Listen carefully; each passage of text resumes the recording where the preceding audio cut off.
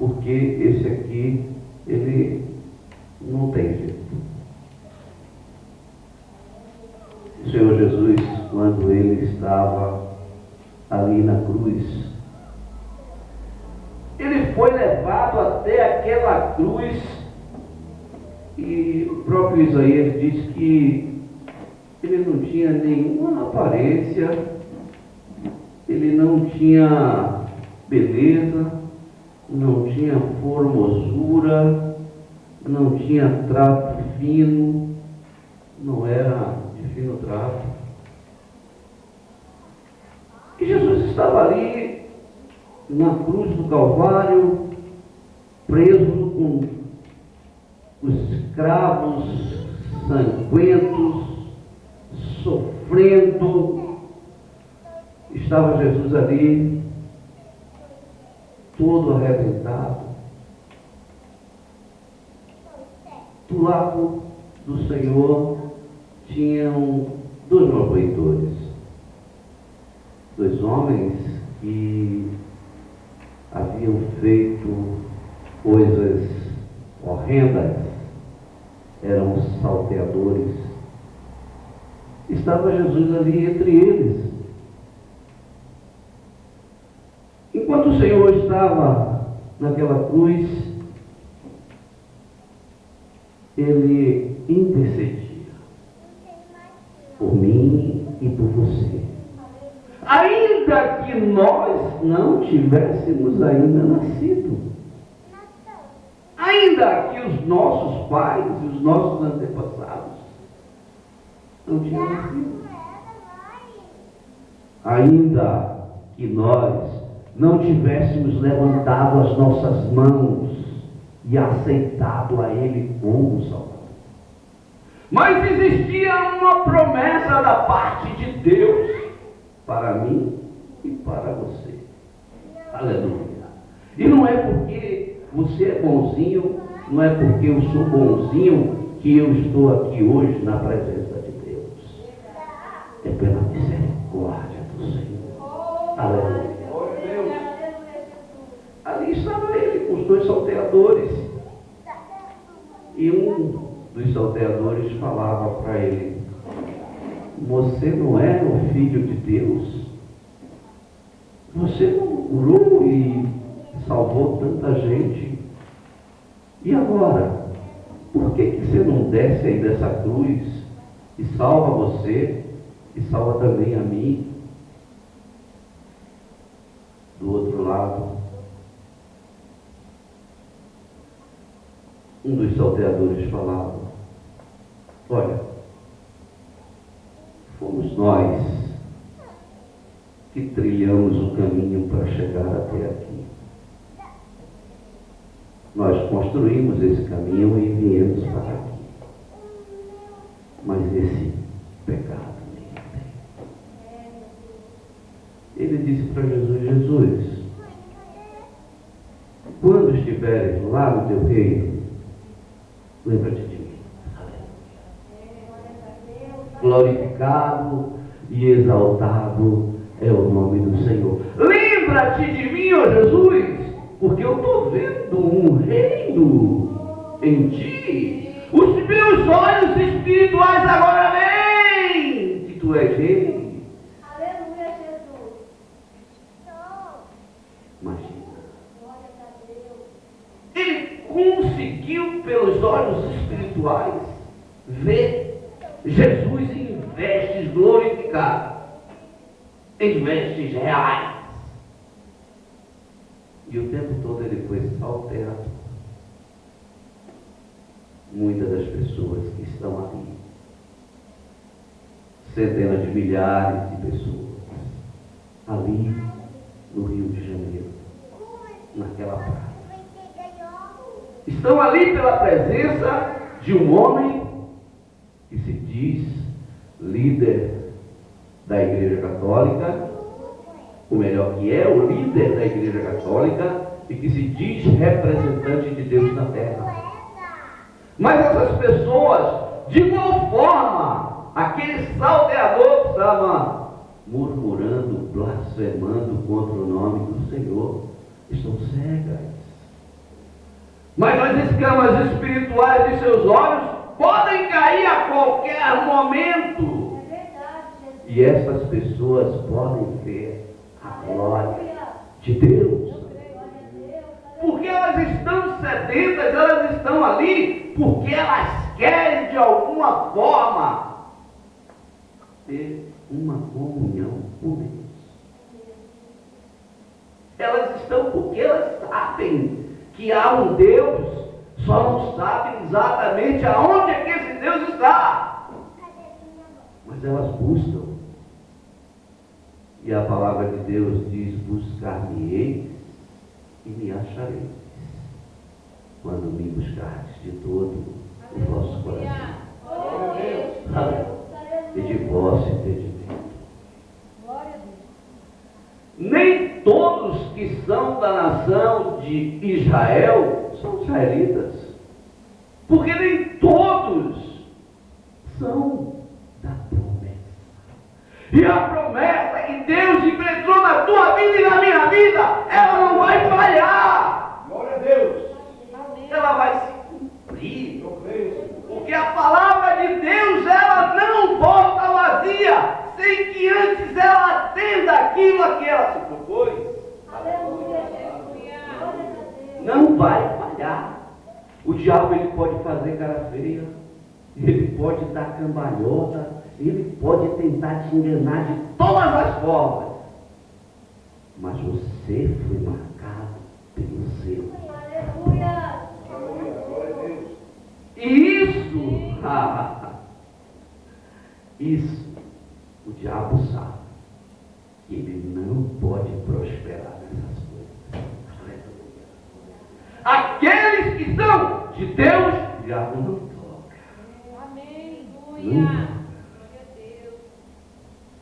Quando Paulo se preocupa em falar desta forma para o povo de Israel, ele fala não apenas para o povo de Israel, mas para os romanos e também para nós que antes éramos gentis.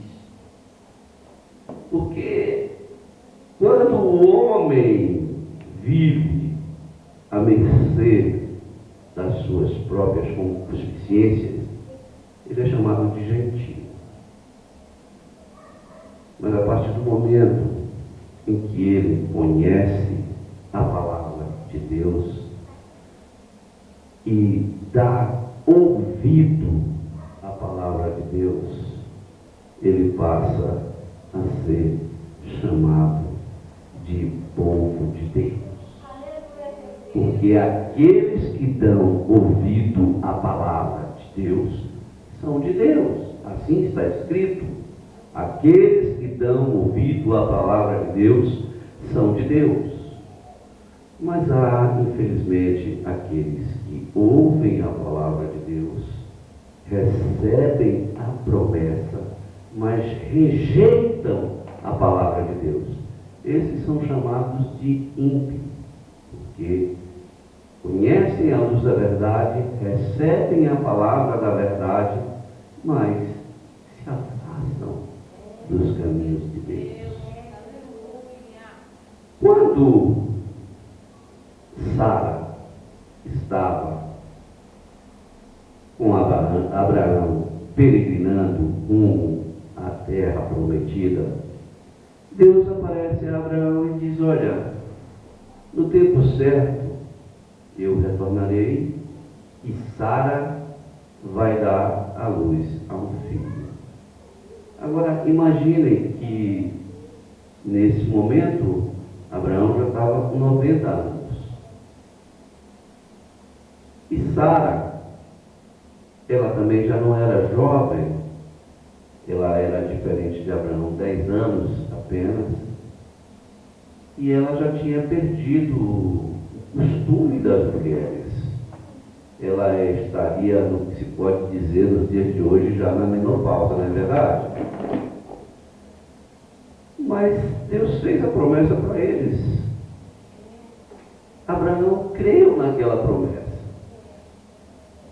Em determinados momentos, Sara também creu. E o O tempo passou e nada aconteceu.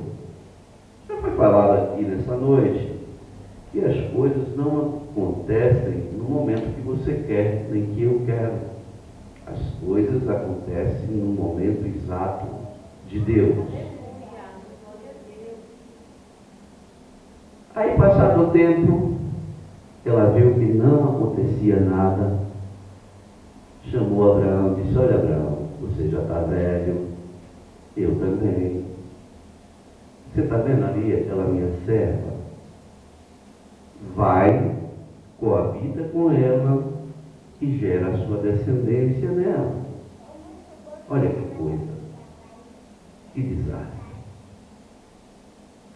Eu creio que Abraão olhou e disse: quem sabe até Abraão já estava de olho na própria Agar.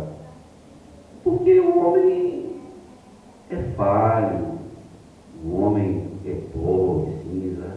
E se a gente for ver na Bíblia, todos os heróis da fé tiveram seus tropeços. Abraão foi lá e fez conforme Sara havia dito. Gerou Ismael. E esse menino cresce na casa de Abraão até que a promessa de Deus se cumpre em Sara. Quando a promessa de Deus se cumpre em Sara, aí ela cai na real e vê a bobagem que ela havia feito. Aí ela diz: pô, manda esse menino embora, está me incomodando e tal. E Abraão fica assim, sabe, sem querer.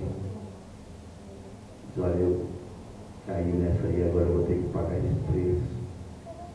Mas Deus aparece a Abraão e diz a ele: não se preocupe não, fica tranquilo. Despede o menino, porque a minha promessa é em Isaac. Mas eu não vou abandonar essa criança. Dele farei uma nação. E não vai ser uma nação pequena. Ele vai dar trabalho. E até hoje nós sofremos consequências disso aí. O povo oriental brigam até hoje nessa guerra sangrenta, que são irmãos. Mas não foi diferente com Rebeca. Quando Rebeca ela está casada com Isaac, Deus aparece para ela e diz assim: olha, aí dentro de ti tem duas nações. São duas nações. E olha que coisa. O mais velho será governado pelo mais moço. Já pensou? O mais velho ser governado pelo mais moço, isso em Israel é terrível, não pode acontecer. Mas Deus, Ele faz o que Ele quer. Deus, Ele faz o que Ele quer e a sua vontade é perfeita. Isso aí tem duas nações. Mas o menor vai mandar no maior. E tem mais. Olha o que Deus fala para nós. Amei a Jacó e aborreci a Esaú. Duro, né? Para uma mãe ouvir coisa assim. E olha, isso antes mesmo que eles tenham feito algo de bom ou de ruim. São duas crianças. Amei uma e rejeitei a outra. Amigos, irmãos, Deus vê hoje, vê o que sucedeu ontem e vê o que acontecerá para todos. As nossas vontades não são perfeitas, queremos muitas vezes coisas que não são verdadeiramente coisas que vão nos fazer bem. Muitas vezes podem até parecer, tem aspecto, parece, mas não é aquilo que Deus quer para nós. E a vontade de Deus, ela é perfeita. Nasceu